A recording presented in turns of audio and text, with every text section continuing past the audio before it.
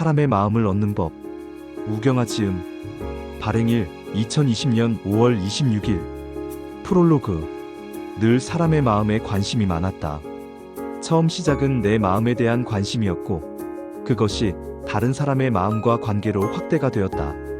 무슨 일이든 모든 것은 사람이 하는 일이고, 우리는 사람들과의 관계 속에서 살아가기에 사람의 마음을 알고, 사람들에게 호감을 주는 사람이 인생을 더욱 재미있고 즐겁고 가치 있게 살아간다고 늘 생각한다. 이미 많이 들어본 말들이고 다 아는 이야기지만 한 번 더 생각해보고 그것을 머리가 아닌 마음으로 받아들이고 자신의 것으로 만들어서 행동과 삶의 변화가 있기는 바라고 원해본다. 그것이 글을 쓰고 책을 만드는 작가들의 가장 큰 보람이고 기쁨이라고 생각한다. 목차 1. 사람이 전부다. 2. 받으려는 마음 내려놓기. 3. 이름 기억하고 부르기. 4. 비교하지 않기. 5. 경청하고 공감하기. 6. 질문하고 관심 갖기. 7. 먼저 인사하기. 8. 미소 짓기. 9. 원하는 것 주기. 에필로그. 1. 사람이 전부다. 사업을 시작하면서 사람의 중요성을 더욱 크게 느낀다. 나는 직장 생활을 15년 했다. 마지막 직장은 12년을 다녔다. 영업 관리 업무를 했고 많은 사람을 만났다. 많은 사람을 만나며 역시나 사람이 전부라는 것을 실감한다. 모든 일은 사람이 하는 것이고 사람을 위한 일이라는 생각이 든다. 상품과 서비스를 만드는 것도 사람이고 그것을 돈을 주고 구매하고 이용하는 것도 사람이다. 사람들에게 도움이 되고 기쁘게 하고 사람들의 문제를 해결하는 상품과 서비스가 가치가 있고 돈으로 이어진다. 같은 제품과 상품이라도 이왕이면 내가 아는 사람과 내가 호감과 매력을 느끼는 사람에게 구매하고 싶어지는 것이 사람의 당연한 마음이다. 지금 내가 하는 일은 특히나 사람들의 자기 발견, 성장과 변화에 중점을 두고 있기에 더욱더 사람의 중요성을 느끼고 있다. 사람이 전부고 사람이 모든 것이다. 사람을 위한 일인 만큼 사람을 깊이 이해하는 것이 우선시되어야 한다고 생각한다. 사람의 본성과 본능 그리고 욕구와 희망들을 이해하고 그것들을 본인의 상품이나 서비스에 잘 적용을 하는 것이 필요하다. 사람에 대한 이해를 말할 때 자주 등장하는 것이 매슬로의 인간 욕구 5단계이다. 생리적, 생존의 욕구, 안정감, 안전의 욕구, 소속감의 욕구, 인정의 욕구, 자아실현의 욕구.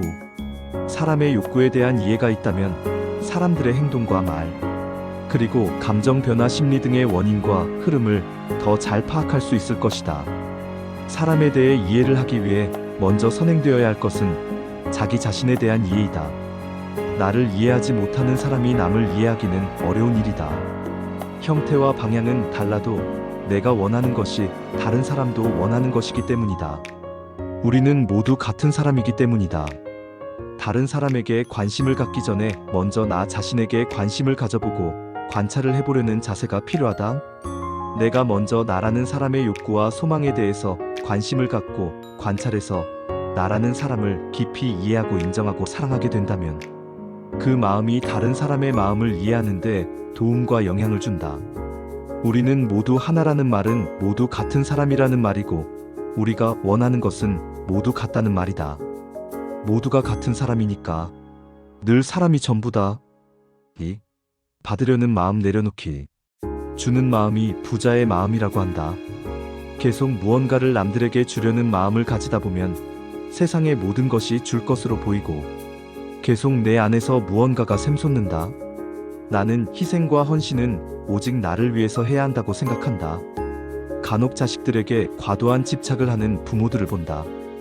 부모 자신의 욕구와 소망은 외면하고 자식들만 바라보며 살기에 서로에게 부담이 된다. 자식들에게 과도한 기대를 하게 되고 혹시나 자식들이 내가 원하는 모습이 아니고 기대에 어긋난다면 안타면 화가 나는 것이다. 자식들 입장에서도 부모의 지나친 관심과 집착에 반발심이 생기기도 한다. 간혹 주변에서 자식들 때문에 힘들어하는 부모들을 본다. 그리고 이런 대화들이 오고 간다. 내가 너한테 어떻게 했는데 네가 나한테 이럴 수 있어? 누가 그렇게 해달라고 했어? 이런 말들을 보면 답답함을 느낀다. 최고의 자녀 교육은 부모가 자신의 인생을 즐겁게 사는 것이라고 생각한다. 우리는 어려서부터 늘 착한 사람, 좋은 사람이 되어야 한다고 보고 듣고 배우고 자랐다. 그런 문화와 정서는 우리들의 무의식의 고정관념으로 자리 잡아 남들의 부탁이나 요구를 거절하는 것을 어렵고 힘들게 한다. 내가 힘든데 무작정 남을 돕는 것보다 나의 마음과 상황이 여의치 않다면 미움받을 용기를 가지고 과감하게 거절하는 지혜와 용기도 필요하다. 그것에 서로에게 도움이 되고 서로를 위하는 길이기 때문이다. 우리가 궁극적으로 원하는 것은 자유와 평화라고 나는 생각한다. 사람들이 가장 많이 하는 고민은 대부분이 돈과 인간관계 때문이라고 한다. 사람들과의 관계 속에서 자유로워지는 방법은 내가 준 것에 대해 받으려는 마음을 내려놓는 것이라고 나는 생각한다. 남에게 무언가를 줄 때는 순수한 마음으로 그냥 주는 것이 가장 좋다. 과유불급이라는 말도 있듯이 내가 여유가 되는 만큼 주어도 받고 싶은 마음이 들지 않을 정도로 주는 것이 좋다. 내가 줄 수 있는 만큼만 주고 주는 것에 기뻐하고 받으려는 마음을 내려놓을 때 관계에서 자유를 얻을 수 있다고 생각한다. 그것이 낮아도 불만을 느끼지 않고 내 마음이 편해지고 나를 자유롭게 하는 길이라고 생각한다. 그런 마음을 가지고 사람을 대한다면 받는 사람도 부담 없이 주는 사람의 호의와 성의를 받을 수 있다. 사람의 마음을 얻기 위해서는 먼저 부담 없는 사람이 되어야 한다. 3. 이름 기억하고 부르기. 나는 사람의 이름을 기억하려고 많은 신경을 쓴다. 사람의 이름이 중요하다는 것은 누구나 다 아는 사실이지만 많은 사람들이 간과하는 부분이기도 하다. 특히 요즘은 SNS의 발달로 더욱 그럴 경향이 큰 것 같다. 나는 기억력이 좋고 사람의 이름은 잘 기억하는 편이다. 블로그를 하면 대부분이 본명보다 닉네임을 많이 부른다. 온라인상의 익명성과 자기 노출을 부담스러워하고 꺼려하기 때문이다. 온라인으로 소통을 오래 하다 보면 재미도 크지만 때론 한계와 답답함을 느끼기도 한다. 그래서 소통도 온라인과 오프라인을 병행하는 편이 좋다고 생각한다. 나는 블로그를 주로 하기에 블로그를 통해 인연이 된 이웃분들과 자주 전화통화도 하고 만남을 갖기도 한다.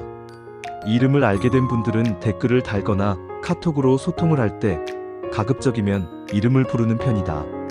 온라인상에서 누군가 자신의 이름을 기억하고 불러주는 것은 참으로 기분이 좋고 마음이 따뜻해진다.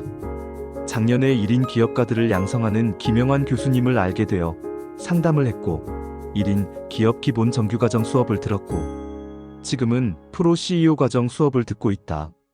김 교수님은 장점이 매우 많고 인품이 높아서 신뢰가 가는 분이다.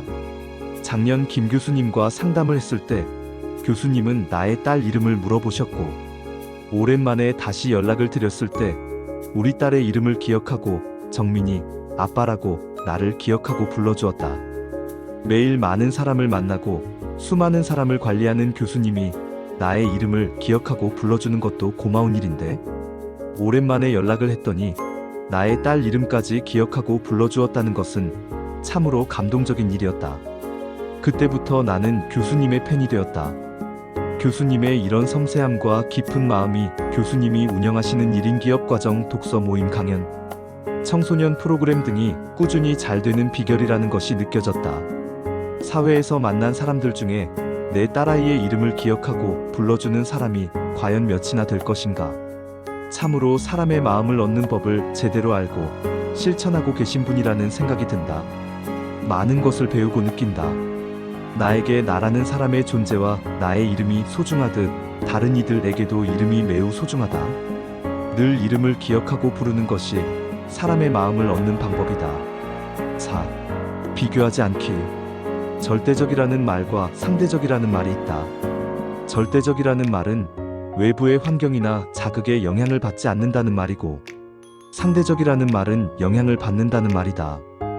우리의 인생이 힘들고 때때로 마음이 상하는 이유는 남들과의 비교하는 마음 때문이라는 생각이 든다. 외모, 가정환경, 집차, 능력, 경제력 등 다양한 부분들에 늘 남을 의식하고 남들과 비교하기에 힘이 드는 것이다. 자격지심이라는 말과 열등감이라는 말이 있다. 자격지심의 말뜻은 스스로 마음을 부딪힌다는 말로써 자신의 일이나 성과에 대해서 스스로 부족하다고 여기는 마음이고, 열등감은 남들과 비교해서 뒤떨어지고 능력이 부족하고 생각하는 마음이다. 나보다 나은 사람들을 바라보고 비교하면 상대적으로 박탈감과 허탈감이 들게 마련이다.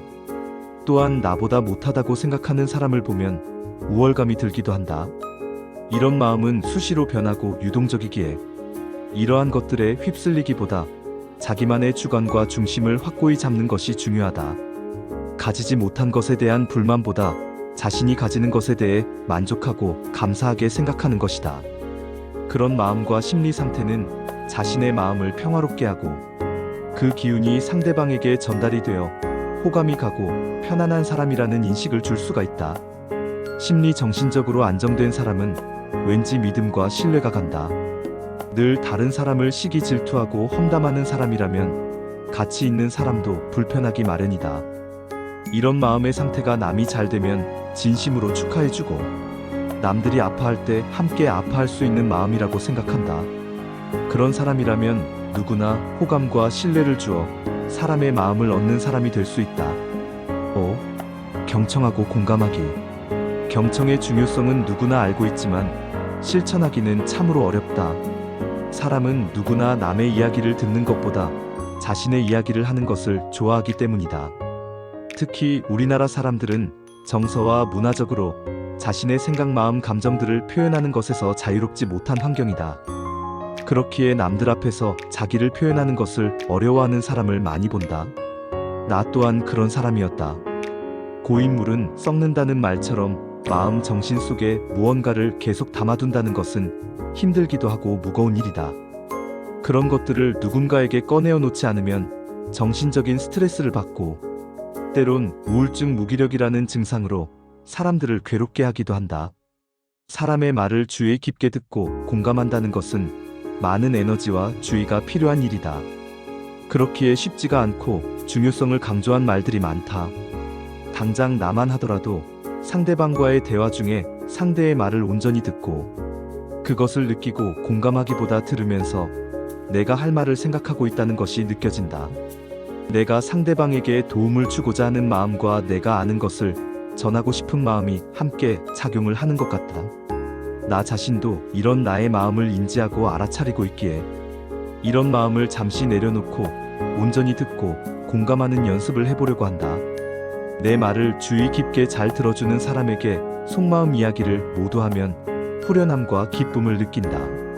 얼마 전부터 블로그를 통해 코칭을 시작을 했다. 코칭이라는 말은 티칭과 반대되는 말로 내가 상대방에게 무언가를 가르치는 것이 아니라 경청과 공감, 그리고 질문을 통해 스스로 답을 찾을 수 있게 도와주는 것이다.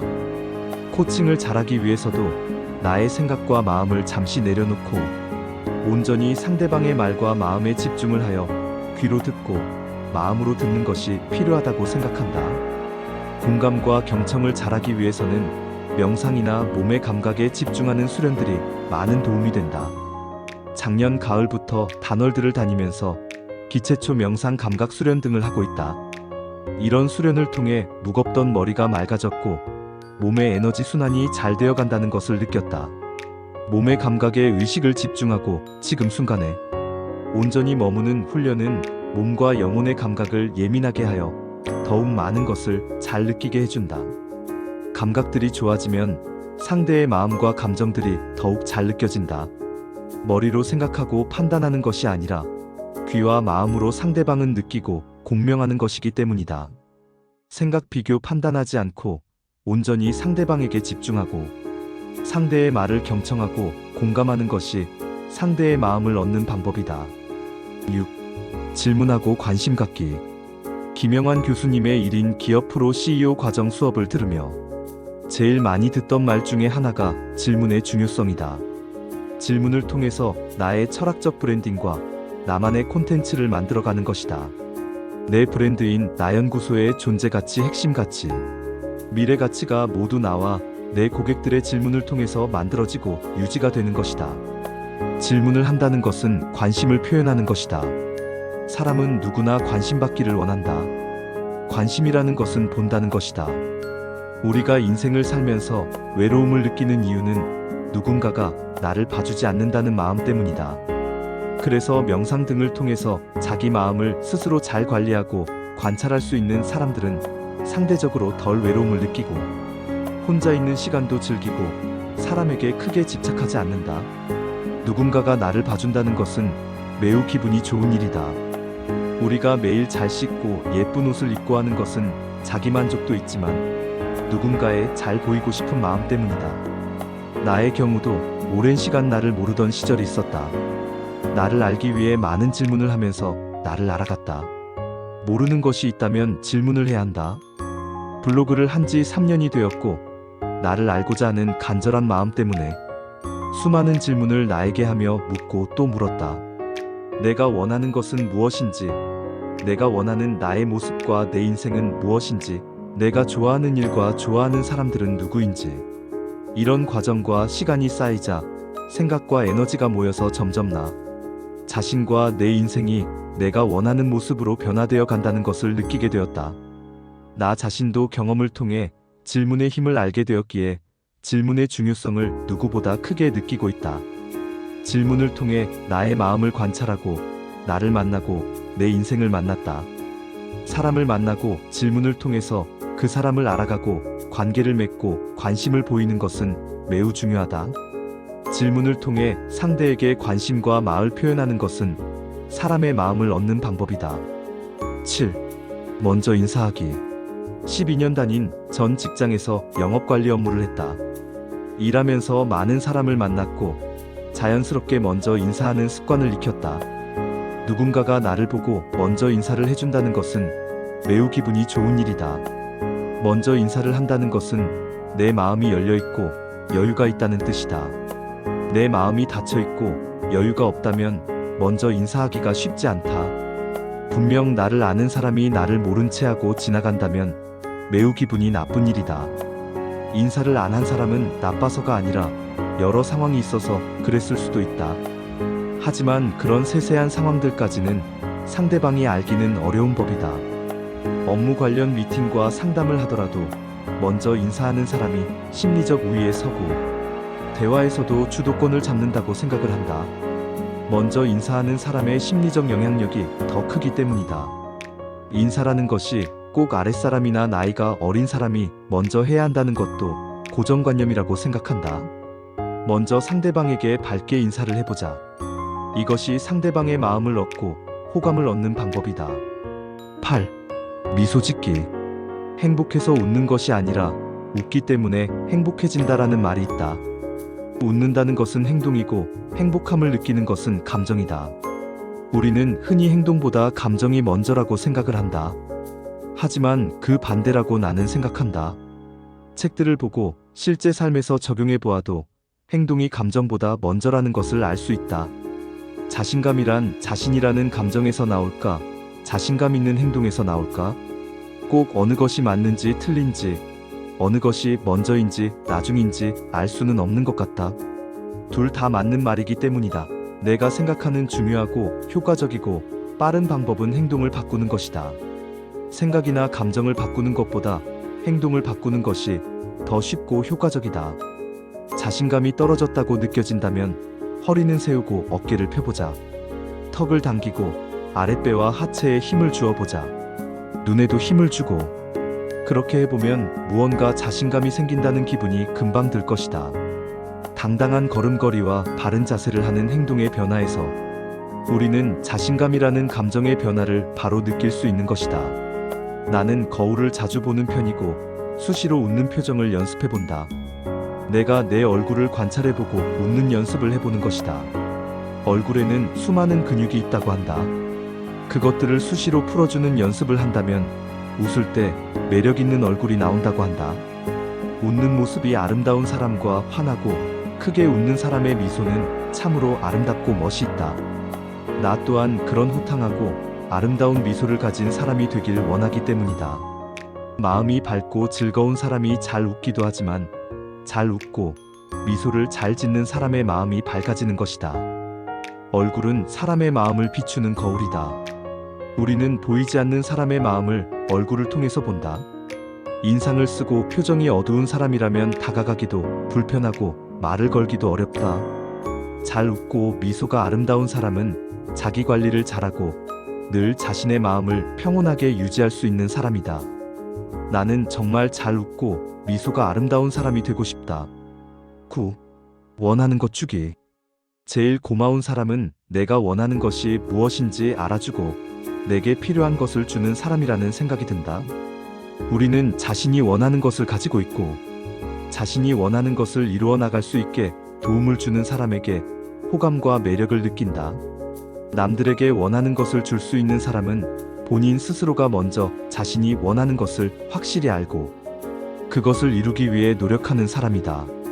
자신이 원하는 것을 찾아서 알고 그것을 이루어 나가는 시간과 과정에서 자신만의 매력과 멋이 뿜어져 나오는 것이다.